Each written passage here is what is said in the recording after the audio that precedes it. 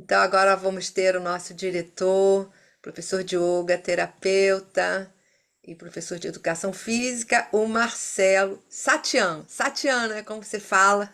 Teremos o Satyan, que vai se apresentar e fazer esse trabalho com a gente. Seja bem-vindo, Satyan. Namastê, ótimo, né? Que bom que a gente sempre, você, né, principalmente essa iniciativa de estar procurando estar trazendo sempre esse seminário todo ano, né? E eu espero que não você continue persistindo, né? Porque é muito importante todos esses esclarecimentos, né, que estão ocorrendo aqui. Eu acho que é uma boa oportunidade para todos e vai ser também, vai continuar essa oportunidade porque vai ficar gravado e as pessoas vão poder ter isso no YouTube depois. Bom, no caso, eu estou aqui hoje, né, de uma maneira diferente. Eu estou sempre vindo falando sobre o Mahalila, que é aquele oráculo indiano, milenar, né? Mas hoje eu vou falar sobre uma área que eu atuo bastante, que é essa parte da biomecânica e funcionalidade, né? Bom, primeiro é importante a gente entender o que que é a biomecânica, né? Bio tem essa ideia da vida, né? Mecânica viva, né? Então, é todo esse processo onde nossos músculos, através dessas interseções, através desses segmentos, como é que agem dentro do propósito de funcionalidade deles, né? Qual é a funcionalidade desse, desses movimentos todos, desses exercícios todos, dentro dessa visão mais de biomecânica e sua funcionalidade. Então, e o tema em cima a gente vai tentar aqui buscar em cima dessa questão da terceira idade, os idosos, né? Então, assim, primeiro a gente tentando entender essas interseções, esses processos musculares, essas formações biomecânicas. Existem vários estudos, pesquisas, né, em relação aos idosos, porque uma das coisas que acarreta muito problema aos idosos é a sarcopenia, que é essa perda de massa muscular, né? E muito tempo, durante muito tempo, a gente teve essa ideia de que isso é jogar a pessoa, o idoso, na academia, né? E muitas vezes isso vira problemas, vira situações que vai ser até prejudiciais, né? Como existem três vilões hoje dentro da academia, que é o stiff, o levantamento terra e o agachamento de barra, né? Isso daí hoje tem gerado assim, muitas lesões de coluna, problemas sérios em relação a essas questões das vértebras, principalmente entre L4, L3 e na sacro S1. Né? Tido muitos sobrelesionamentos, muitas pessoas desenvolvendo hérnias, e principalmente quando se trata de exercícios com sobrecarga para idosos. Né? Então, os exercícios de sobrecargas para idosos hoje não é já uma coisa mais tão elevante igual era no passado, né? Vamos jogar o idoso na academia, vamos jogar sobrecarga nele para tirar ele desse processo de sarcopenia. Hoje já tem o Solt, que é um dos grandes pesquisadores dessa área de biomecânica e funcionalidade. Ele mesmo já fez vários percursos, né, dentro de estudos, usando de técnicas, onde a sobrecarga dentro da nossa coluna, né, às vezes se perde. Né? Nós temos uma coluna que, assim, tudo da biomecânica é muito perfeito, né? Então, por exemplo, as nossas curvaturas que nós temos na nossa coluna, que é o que? A lordose, né? Que é aquela na região lombar, né? Aquela primeira lordose que nós temos, aí depois subimos com uma cefose e depois viemos aqui perto da cervical com uma outra lordose. Isso não é à toa, isso daí ajuda, né? Com a mola, né? Que ajuda a manter o peso, a sobrecarga, os pesos em cima da gente. Essa sobrecarga, até quando nós estamos sentados, nós estamos colocando sobrecarga sobre a coluna, sobre os sistemas vertebrais, principalmente sobre esses menores músculos, que é um dos onde mais o idoso vai começando a ter dificuldades, que são os paravertebrais, que são os espinais, os longuíssimos e os iliocostais, né? Que são músculos muito pequenos, são chamados músculos menores, que ficam bem, né, nessas interseções das vértebras, dos núcleos espinhosos que nós temos, né? Então, eles provocam, normalmente, se esses músculos vão perdendo-se, vão se enfraquecendo, vai havendo esse achatamento. Por isso, as osteopenias, os chamados bicos de papagaios, né? Eu não sei se eu estou falando muito rápido, porque eu sou meio vato, às vezes eu falo um pouco rápido, mas acho que está dando para Tá bem claro. Então, esses núcleos espinhosos, né, que são, eles têm esses discos vertebrais, né, que são molas, e além de tudo, nós temos essas curvaturas. Por isso que o homem, né, dentro da nossa biomecânica, ele consegue ter esse processo de levantamento, de poder fazer força, nível de força, tudo, né? Dentro dessa nossa esse processo axial vertebral que nós temos, nosso sistema axial, nós temos assim movimentos que são únicos, né? Por exemplo, quais são os movimentos que nós temos? Extensão, né? Flexão, lateralização, rotação. São movimentos que normalmente nós temos que fazer no nosso dia a dia. Isso tudo é, é estimulado pela coluna, né? Todos os movimentos rotatórios, os músculos os rotatores, né? Que são os músculos, por exemplo, a gente tem músculos muito importantes para o idoso, como o cóleo.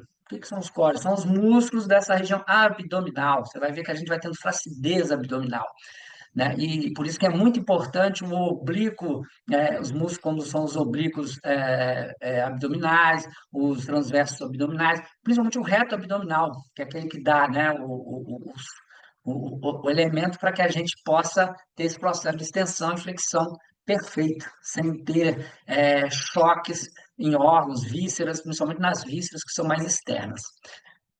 Então, é muito importante esse trabalho, essa manutenção desses conjuntos, como o core, assim como o assoalho pélvico, que é uma outra área, né, muito importante. Assim como o core ele é responsável pelo processo gravitacional nosso, o assoalho pélvico já pega os membros inferiores, dando para a gente condição para que a gente possa ter essa mobilidade de levantamento de perna, de flexão da perna, de extensão da perna, de lateralização da perna. Um músculo muito importante que a gente tem aí nessa área, um cara que eu acho fundamental que a gente deve trabalhar esse cara, que é o nosso glúteo máximo, né? Nós temos três glúteos, mas temos o glúteo máximo. Esse glúteo máximo, ele é um glúteo que tem esse músculo, esse cara que todo mundo adora ele, né? Vive nas academias trabalhando ele. Ele é muito importante, principalmente para os processos de rotação nosso, né? E os processos de flexão, extensão, assim como a região coxo-femoral, né? Os músculos coxo-femoral, femoral, que são muito importantes para esses processos de flexão e extensão. Então, no caso,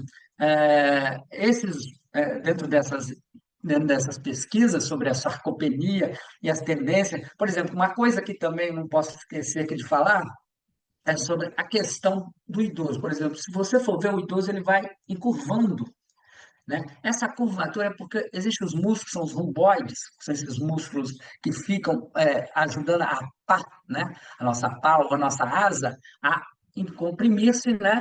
E a estender-se. Então, esse músculo, quando ele vai, é um dos músculos que vão enfraquecendo muito. E aí a gente também vai tendo um desgastes, nossos desgastes dos nossos núcleos espinhosos, né? Que são esses processos rotatórios que ajudam, que mantém entre um núcleo espinhoso, uma vértebra e outra, a não se encostarem, né? Eles vão tendo desgaste. Então, com esse desgaste dessas vértebras, a gente vai e a perda desses músculos, o enfraquecimento da sarcopenia, a perda de massa muscular nessas regiões dos romboides, a gente começa a ter esse encurvamento. Se você trabalha com músculo, com movimentos, por exemplo, superiores, né, de aberturas do corpo, você vai ter um fortalecimento dessa região sua muscular, né? Eu lembro que eu tinha e isso é uma coisa assim muito importante, esse trabalho que a gente vai tendo dentro dessa região muscular, né? Principalmente quando vai chegando uma determinada idade, para não haver essa curvatura natural, essa hipercifose. Porque quando a coluna, essa sustentação é muito importante para nós, essa curvaturas que tem na coluna, ou seja, a lordose que nós temos, a cifose e a lordose. Se você tem uma hiperlordose, por exemplo, as pessoas acham, eu tenho uma lordose, né? Não, você tem que ter uma lordose, você não pode ter uma hiperlordose nem uma retificação. Então, uma tendência, quando a gente tem essa lordose, e principalmente a cifose lá em cima, né, de ficar com essa hipercifose, né? É o que é o mais comum do que uma retificação, que é ficar com uma tábua de passar roupa, o idoso tem uma tendência à hipercifose. E também, como ele vai desenvolvendo uma hipercifose, ele acaba desenvolvendo uma hiperlordose. Então, são as áreas que mais são atingidas nessas curvaturas. Então, o que que acontece? Se essa curvatura, ela é danificada, ela adquire problema, o idoso vai ter problema também a nível de sobrepeso. Qualquer peso que ele vier a pegar, ele vai ter, ou sobrecarga que ele vai fazer, né? Ele vai ter problemas. Só que a sobrecarga também, o adquirir peso, é importante para que ele não perca o nível de força, né? Porque nós temos algumas coisas que são importantes para o idoso, assim como o nível de força é muito importante para o idoso, assim como o nível de resistência, né? O nível de flexibilidade é uma coisa muito natural, vai perder, mas eu tenho pessoas, por exemplo, que têm 65, 68, 70 e tantos anos, que têm um nível de flexibilidade de gente de 20. O nível de flexibilidade, às vezes, ele perdura muito mais tempo. Agora, o nível de força e o nível de resistência são duas coisas que vão realmente perdendo-se bastante. Bom, e dentro dessas pesquisas que foram feitas, né, que foi parte até do meu TCC, a gente trabalhou muito com essas posturas de estabilização. O que são as posturas de estabilização? São posturas normalmente que atuam no sentido de quê? Do fortalecimento muscular, sem criar sobrecargas na coluna, mantendo também um nível de força, ou seja, a pessoa passa a adquirir nível de força, sem perder esse nível de força, né? E ganha também esse nível de resistência. E dentro disso, a gente chega ao yoga, né? Por que o yoga? O yoga, ele trabalha com todos os exercícios estabilizadores. Todos os exercícios do yoga são estabilizadores de coluna, tá? Não é difícil você ver algum exercício no yoga que não trabalha com esse processo de estabilização da coluna, ou seja, todos eles têm só o ato de ter esse processo de compensação, né? Você faz uma extensão, logo depois você faz uma flexão. Outra coisa, o yoga ele traz muito um trabalho importante que é com a respiração. A gente, Rowling, que foi um outro pesquisador, ele trouxe também esses exercícios, né, que foi chegar na academias depois, né, chegou à conclusão que quando você faz um exercício trabalhado com técnicas respiratórias, isso trabalha com os músculos diafragmáticos, que são muito importantes para o processo respiratório, né? A doutora Maria Rubia falou agora, né, sobre isso, sobre as questões respiratórias. Então, os músculos diafragmáticos são muito importantes. E uma das coisas que vai, quando você vai ficando corcundo, você começa a comprimir os seus pulmões. E se você já está com o seu córeo danificado, então a tendência a ter problemas como pulmonares, problemas respiratórios numa determinada idade, né, é muito maior. Então, se você, por exemplo, trabalha com os exercícios com a respiração, é muito mais vantajoso para você.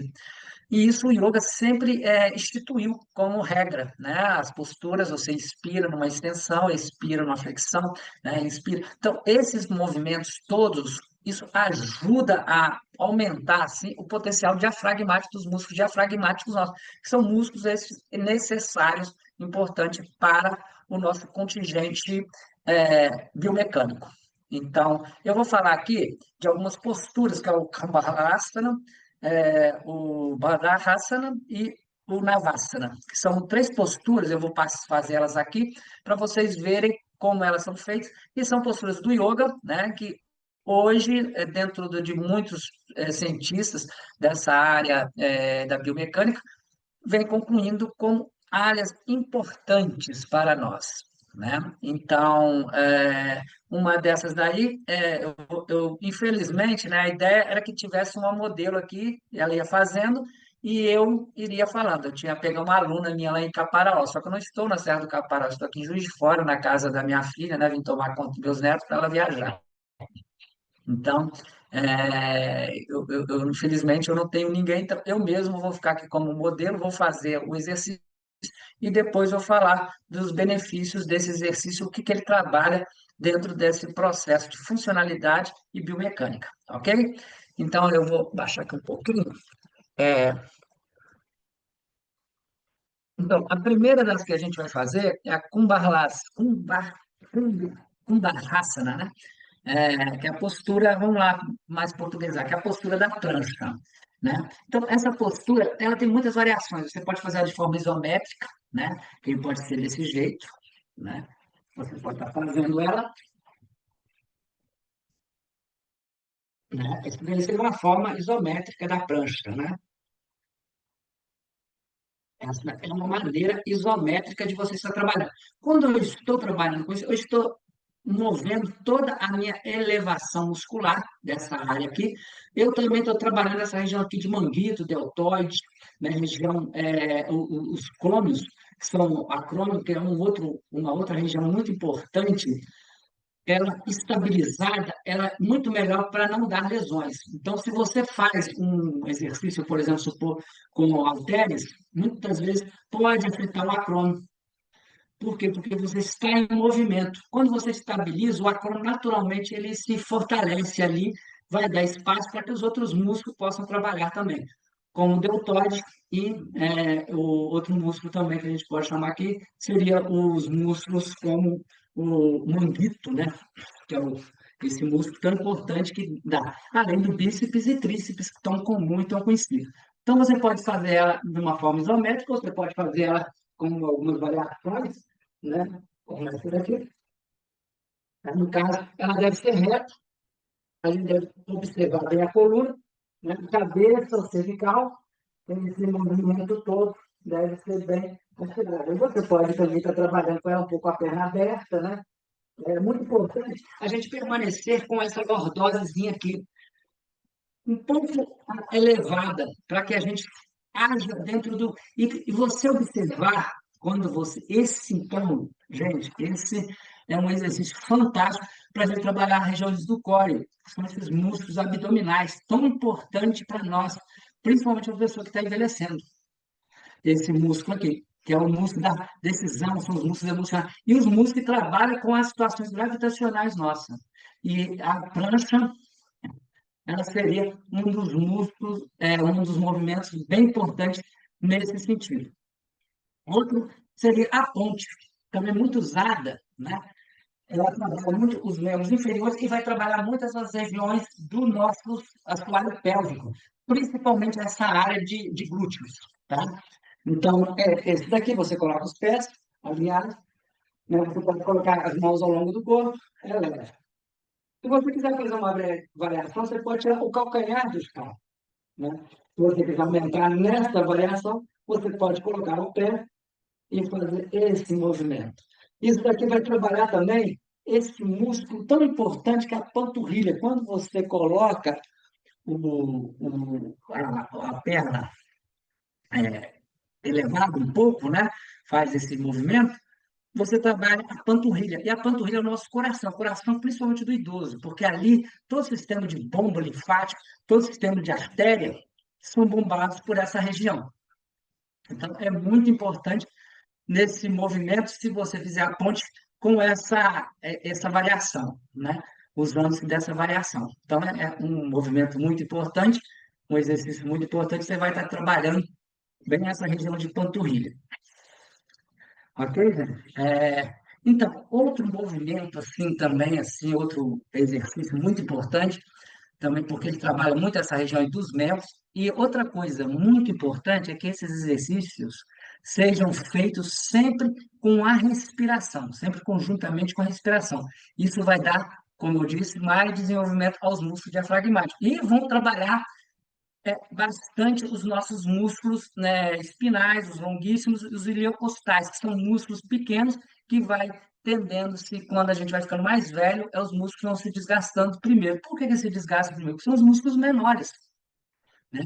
A gente vai dos músculos menores, médios e maiores. E como eles são os menores, eles estão com as interseções todas ligadas às vértebras, então eles são os primeiros a se desgastarem. Então, essas são duas, né? Eu vou falar mais uma terceira, que é a postura da barca, que é o Navasana. Mas antes disso, é muito importante que a gente observe que quando nós fazemos a prancha, então, gente, é o exercício importantíssimo na questão dessa quantidade de fortalecimento dessa região abdominal, ok? O outro seria, então, Navasana, que é a barca, a postura da barca, que é uma postura muito interessante.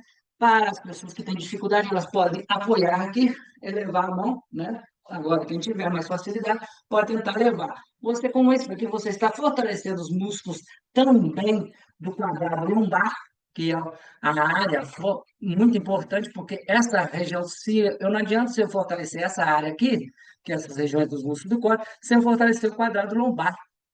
Então, é muito importante que esse cara não seja esquecido, tá? Que é o nosso quadrado lombar, para que a gente tenha realmente uma autonomia biomecânica e uma funcionalidade perfeita do movimento e do exercício. Então, a barca, ela pode, e se você trabalha com a respiração, você pode ajudar ainda mais com isso daí. Porque se você fizer uma gástrica, por exemplo, com uma técnica respiratória, você vai ter um índice, uma formação muito maior dessas regiões musculares. Ok? Então, seria mais ou menos essas três posturas que eu queria trazer aqui para vocês. Eu não sei se ficou muito claro, né, para vocês, mas eu não sei como é que está mental no nosso horário.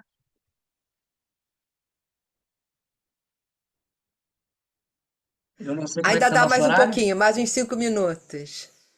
Então, eu vou fazer esses 5 minutos, então, para tentar resumir um pouquinho sobre essa questão dessas estabilizações e sobre essa necessidade desses exercícios juntamente com as técnicas respiratórias, tá? Então, tanto o Vardasana, como o Navasana, como a postura da prancha, são posturas, né? São três posturas que eu coloquei aqui, que eu expliquei, mas a gente tem muitas outras. Por exemplo, a postura do cachorro, né? Que é uma postura de deitar, elevação, ela, além de ter uma postura funcional perfeita, porque ela tem o processo de compensação. Outra postura é a postura do gato, né? O ato do gato, gente, vocês não sabem, se a gente fizer ele repetidas vezes com a respiração, olha só, a gente está trabalhando com a respiração, inspira, imprime, né? Faz aquele movimento. Até vou fazer aqui a do gato, que ela também é muito interessante, eu não pensei nela, mas ela também é muito interessante para trabalhar toda essa área de grande peitoral, né? Assim como também dessa nossa região. Então, ela se coloca desse jeito, Deixa, né? eu- As mãos. deixa eu te pedir uma coisa. Deixa eu te pedir uma coisa. Para a gente poder enxergar melhor o seu movimento, você podia tirar essa camisa muito larga? Você está com uma camisa mais. Para a gente poder enxergar direito como é que está o seu ombro, o seu peito, tudo, por Sim, favor. sim, sim. A roupa muito larga a gente não Tá consegue meio frio. Aqui tá discernir meio frio. aí, desculpa, eu entendo. É que ele tá em Minas, lá tá frio. Então, a gente usa Tá os três ótimo. apoios, né? A Obrigada, ponta do dedo Marcela. dos pés, tá? A Põe a ponta do dedo dos blusa por pés. dentro da calça. Põe a blusa por dentro da calça. Isso. Obrigada. Então, a gente usa os três apoios, né? Os pés na linha as mãos na linha do pé, os ombros mantidos, para que a gente estabilize. Isso é muito importante para estabilizar a musculatura, né? E esse ato de inspira usando os três apoios, né? Mãos, né? Então, eu vou fazer esse movimento aqui, ó, de extensão e flexão.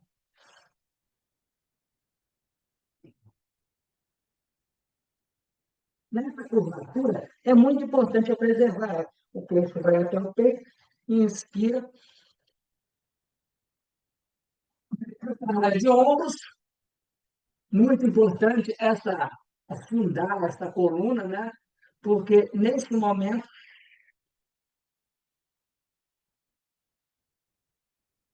ela, além de tudo, é uma postura para relaxar e também para ajudar na preservação desses nossos movimentos, tá? Então, ela ajuda, além de ajudar na preservação desses nossos movimentos, né? Ela a preservar a coluna, é um exercício que a gente deve fazer diariamente, porque são exercícios. O homem não pode parar com o exercício, tá? Se a gente para, biomecânica, é igual um carro parado. Mas um carro, quando fica parado, ele não enferruja, ele não estraga, qualquer coisa. Nós também somos isso, nós somos mecânica, só que somos biomecânicos, somos mecânica viva, né? Mas nós também, assim como mecânica, se nós pararmos de fazer alguma coisa, acontece de isso virar um problema sério. Então, acho que assim ficou bem claro, né? Eu acho que não sei se ficou claro. Qualquer pessoa que tiver dúvida, eu vou deixar ali o meu e-mail, o meu Instagram, aí as pessoas podem perguntar mais sobre isso, né? Que eu adoro falar sobre isso, eu venho fazendo isso, eu trabalho com isso direto. E principalmente eu trabalho com funcionalidade para pessoas idosas que estão acamadas, né, que estão em cama, ou seja, AVCs, problema de AVC, problema de Alzheimer, esclerose múltipla, Parkinson, que são pessoas que estão já acamadas, com problemas sérios, que não conseguem nem andar, nem movimentar. Então, a gente trabalhar com isso, com acessórios, é muito interessante. Então, tem toda uma pesquisa também de utilizar os acessórios para ajudar a pessoa a chegar a esse desenho, a essa funcionalidade do exercício, ok? Marcelo, muito obrigada pela aula. Complementou também, né? Tá gravado lá no Instagram essa parte também mais teórica e hoje a gente teve a prática. Lhe agradeço muito.